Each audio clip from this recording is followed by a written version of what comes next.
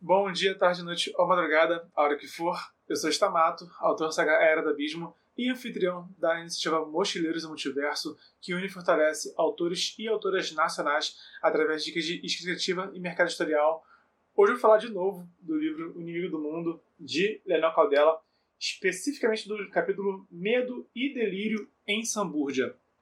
Se você caiu de paraquedas aqui no canal, essa série de vídeos é uma análise aprofundada, capítulo por capítulo, da diretiva do Leonel Caldela no primeiro livro dele, que é tanto para leitores e leitoras que concordam comigo que bons livros merecem mais do que só um vídeo só 10, 20 minutos, e que merecem uma análise, um debate mais longo, mais aprofundado, e também é para autores e autoras que querem melhorar a sua escrita criativa através da análise dos autores consagrados. Também estou fazendo uma análise, uma série de vídeos com o Senhor dos Anéis do Tolkien. Esse aqui dispensa apresentações, que é para a gente ter tanto, como referência, um autor britânico do século XX consagrado no mundo inteiro, como também um autor nacional contemporâneo. Então, sobre o capítulo Medo e Delírio em Sambúrdia, eu vou dar aqui uma apresentação do capítulo e vou analisar como que o Caldela como que ele explorou personagens, cenário e enredo, e no final eu vou dar uma conclusão, uma moral da história, um e daí. E esse capítulo aqui ele é bem curto, e eu gosto, sinceramente, eu, Bernardo, escrevo capítulos longos, mas eu acho que capítulos curtos, bem feitos, têm seu charme, sabe? Esse livro aqui, eu lembro muito de um capítulo que é só o Rufus e a Elisa. Os dois juntos têm um diálogo muito bom, tá? E também, esse aqui é outro caso, um capítulo que não é tão curto assim, ele é um pouquinho mais do que esse outro que eu falei, mas também é um capítulo que é fundamental e é muito interessante. Mas aqui embaixo, algum capítulo curto que te deu essa impressão, sabe? Algum livro que você leu e você reparou que tinha um capítulo que era curtinho, E mesmo sendo curtinho, ele foi uma leitura prazerosa, E também foi importante pro livro. E o que acontece aqui, nesse momento, é que o Rufus, ele voltou para casa dele, ele tá lendo aquele tomo misterioso que ele encontrou, que o Albino deu para ele de presente, E ele tá meio que satisfeito com isso, tá? Ele quer realmente, ele tem fé de que esse é o tomo que vai mudar a vida dele, E vai alavancar, assim, a vida dele, sabe? Eu não diria carreira, eu ia falar alavancar a carreira dele, mas ele é um personagem que ele não tá atento à carreira dele, sabe? Ele é um personagem que ele tem, assim, as ambições dele são muito abstratas, porque ele não faz nada pelas ambições dele, Ele sempre quer mais, mas ele não busca nada, então ele fica sempre nessa miséria de querer sem buscar. E esse tomo acaba sendo algo. É um objeto, um artefato, é um mistério que ele está desvendando, que ele está se esforçando assim, para dar algum significado. E então ele, agora que acabou a jornada dos heróis, ele quer focar só nesse livro, na fé louca de que esse livro vai ser importante para ele, vai ser o diferencial da vida dele. É interessante como essa abordagem do Caldela, nunca tinha parado para pensar esse tipo de cena, sabe? É lógico que eu preferiria que fosse um personagem que tivesse mais conteúdo do que o Rufus, que eu detesto o Rufus, Mas é claro, como o Caldela gosta desse tipo de catástrofe, esse tipo de desastre, de tragédia, O Rufus é com certeza. Eu acho que o Rufus e o Valen são os dois mais trágicos assim desse livro. E são trágicos de maneiras bem opostas. Mas isso aí é um detalhe que eu guardo para um outro vídeo para comentar. Sobre personagens, como já deu para perceber, o Rufus é o ponto central desse capítulo aqui. Mas nós temos de volta o Albino. Eu falei no vídeo anterior que o Albino ressurge. E o Albino ele consegue dar pra gente, sabe, essa aflição, sabe? Eu falei no outro vídeo, eu vou ficar falando palavrões, tá? Mas só uma licencinha assim pra falar um palavrãozinho só. Quando o Albino chega, a gente fecha o cu, sabe? Ele tem esse poder de fazer nosso estômago reviar. Sabe essa sensação de... sabe essa aflição? O Albino consegue trazer uma aflição muito intensa na história, E ele ressurge nesse momento. E a cena é basicamente o Rufus e o Albino, só os dois. O Albino não tem pra onde fugir, não tem pra onde correr, sabe? E acontece que o Albino, ele chega e ele fala: você vai fazer uma magia. Faz. E o Rufus, tipo, tenta naquela de: não vou fazer. Eu prefiro morrer do que te servir, mas é mentira. O Rufus não tem força de vontade nenhuma, né? O Albino sabe disso. E o Rufus obedece ao Albino porque ele se torna refém, se torna, assim, realmente, assim, a vítima do Albino. E a situação é basicamente essa, né? Isso mostra... O Albino, na verdade, né, ele, assim, não tem muito o que saber dele. Essa que é a verdade. A gente passa o livro inteiro tentando entender o Albino, mas no fim das contas, o que ele é simplesmente essa figura alienígena, essa figura louca, essa figura monstruosa, tá? E ao mesmo tempo, saber disso responde muita pergunta, mas é anticlimático, porque ele é só isso, né? E isso basta, e isso já é ruim o suficiente, né? Isso já é tudo de ruim, né? Eu gosto do modo como o Albino, ele é, de um lado, simplório, mas ao mesmo tempo ele é tão intenso e poderoso e ameaçador, né? De uma maneira assim tão... Esse que é o ponto, sabe? É só você botar um inimigo forte e desconhecido, que você não sabe que ele é, sabe? É uma ameaça que ao mesmo tempo é poderosa e ao mesmo tempo você não sabe nada sobre ela, né? E isso basta para você ter um vilão muito interessante para um livro tão irado como esse, né? E o Rufus é essa coisa dele sendo miserável, dele sendo um zero à esquerda, né? Mas, no fim das contas, ele tem um propósito trágico na história, tá? E acho que esse é o ponto, assim, que é a primeira vez que o Albino... Assim, o Rufus faz muito pouco na história. Ele serviu para revelar a forma real do Albino na Batalha Decisiva. Anteriormente, acho que foi assim... Coisas úteis que o Rufus fez, acho que vale assim, né, trazer aqui. Coisas úteis que o Rufus fez. Ele tirou o grupo da Torre da Andaluzia, tá? Ele revelou a verdadeira forma do Albino na Batalha Decisiva. E agora ele tá fazendo uma magia pro Albino. Percebe que tudo que ele faz, tudo de relevante que ele fez na história, tá ligada à Tormenta de alguma forma, né? Então, e são coisas que, sinceramente, são coisas que têm pouco mérito dele, né? Porque ele é muito, de todos os personagens, ele é muito mais um peão sendo usado por um propósito do que todos os outros. Então, ele é essa figura, assim, que ele nunca teve potencial para ser herói. Acho que ele tinha potencial para ser um vilão incrível, sinceramente, né?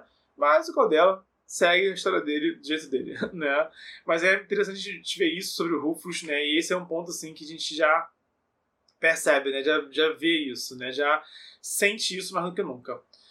Sobre o cenário, na conclusão desse capítulo, né? O Rufus, ele vê a Tormenta. Ele tem um deslumbre. A magia que ele faz é para levar o Albino para casa dele, né? Para o lar dele.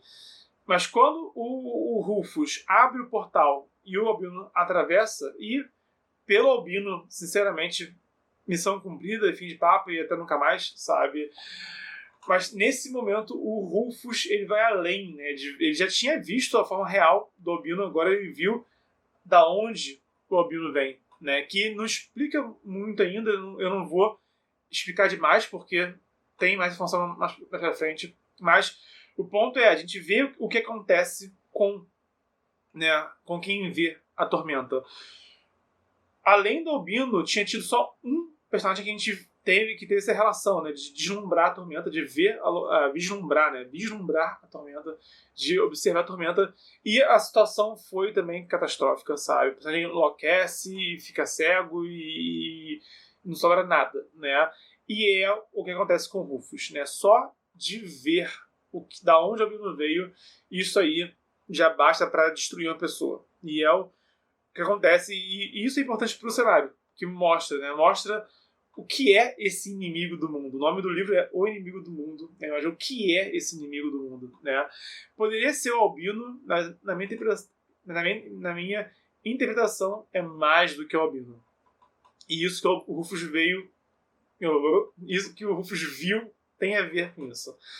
Sobre o enredo, como eu já falei aqui bastante, né? O Rufus cria essa magia e o Albino volta para casa, tá? Sinceramente, teria sido um bom final. Porque, né, se o Albino... eu preciso reler até o final para lembrar o que acontece depois disso, né? Eu sei que... Deixa eu pegar aqui uma cola. Eu sei que... Não, ainda não.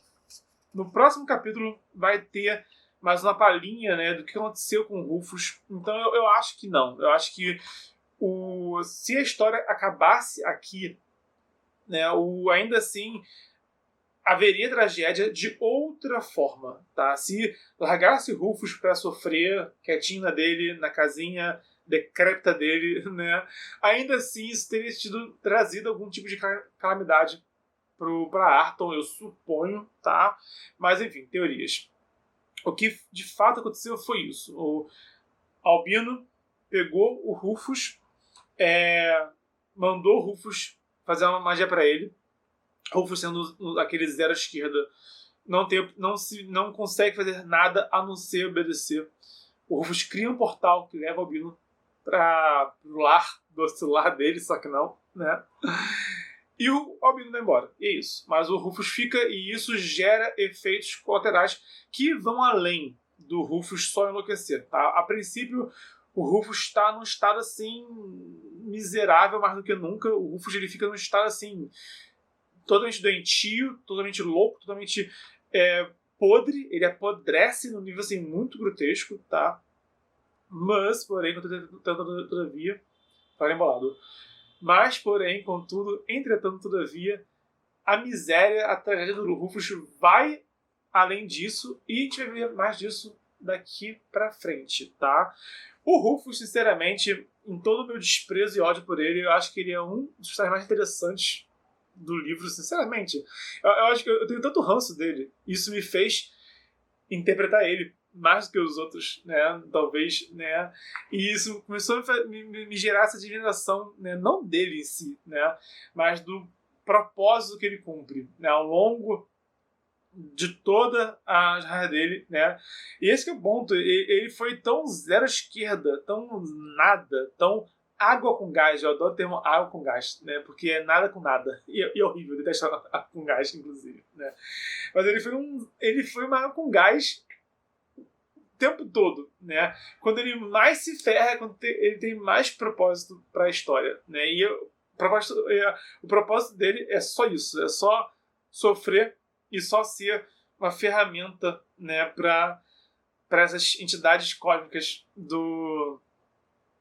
da Tormenta. Então eu admiro isso, admiro ele como ferramenta narrativa, né? Como que o Caldela usa esse ser desprezível como uma ferramenta narrativa tão interessante. Enfim, sobre a conclusão dessa história, o Rufus, ele foi a chave da catástrofe. Essa é a moral da história.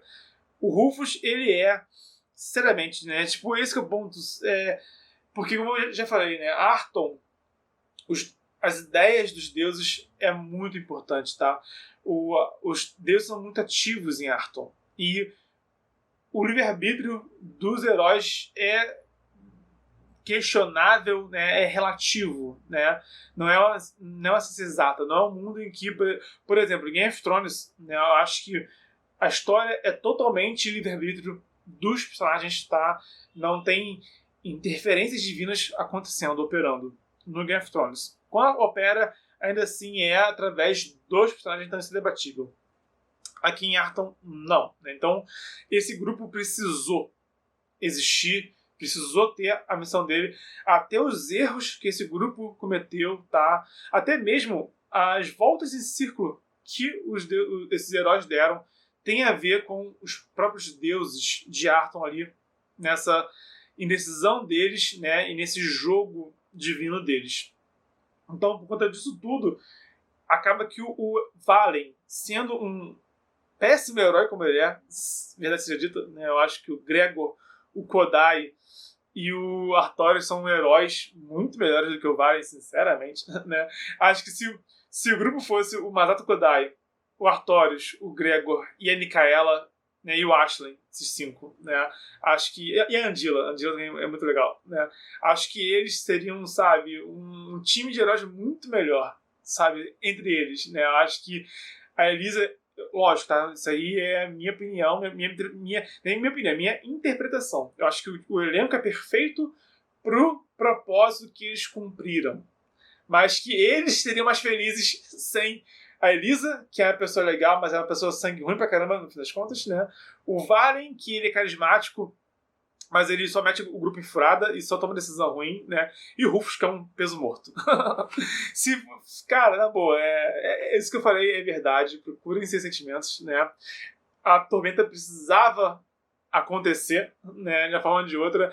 Esse é o grupo perfeito para essa catástrofe, né? Mas acho que se não fossem esses 3 personagens, sinceramente, o grupo seria mais feliz e Arton seria um lugar mais feliz hoje em dia.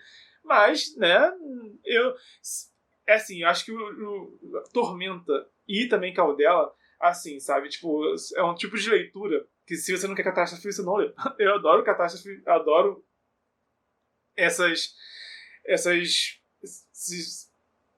enfim, essa sofrência que acontece nos livros, tá? É de tipo, se eu vou ver um filme do Tarantino, eu sei que eu vou ver sangue. Entendeu? Se eu vou ler Caldela, se eu vou ler Tormenta, eu vou ler Catástrofe, eu vou ler Desastre. Então, a relação é um pouco essa, e eu gosto de ver sangue no cinema, tá? No cinema, só que eu gosto de sangue, né? Também no videogame, mas enfim. Então, por isso que eu vejo filmes do Tarantino, né? E eu gosto de histórias trágicas, eu gosto de histórias catastróficas, eu gosto do Esquadrão do Inferno sendo quem eles são, sendo como eles são, tá? Eu gosto disso tudo, né? Não tô dizendo aqui que o livro seria melhor sem ele, seria um livro mais feliz, esse que é o ponto. A história seria mais feliz sem Valen, Elisa e Rufus, teria uma história mais feliz, né? Mas não seria uma história tão boa, sinceramente. Não seria uma história tão poderosa, né? Tão impactante, tão catastrófica. Comenta aqui embaixo um grupo, né, um elenco fadado ao desastre, fadado à catástrofe que você tenha lido e tenha gostado. Né? O Caldeira é bom nisso, em elenco de heróis que é fadado a desastre, a catástrofe, e que a gente acaba adorando eles, tá? Eu penso muito mais em sitcom, né, em Seinfeld, né? Você vê que elencos de sitcom são feitos para dar problema, né, para causar o próprio problema. Eu também diria, sinceramente, The Walking Dead, né? Eu prefiro os quadrinhos do que a série, mas isso é bem nítido no Walking Dead, né? E é um elenco também formado para sofrer, formado para comer o pão que o autor amassou. Eu gosto do elenco do Walking Dead. Enfim, manda aqui embaixo algum elenco fadado a catástrofe e que você goste pra gente expandir esse debate. E se você gostou do conteúdo, dá um like, se inscreve, ativa o sininho. Se conhece alguém que pode se interessar por esse conteúdo, compartilha também na rede social.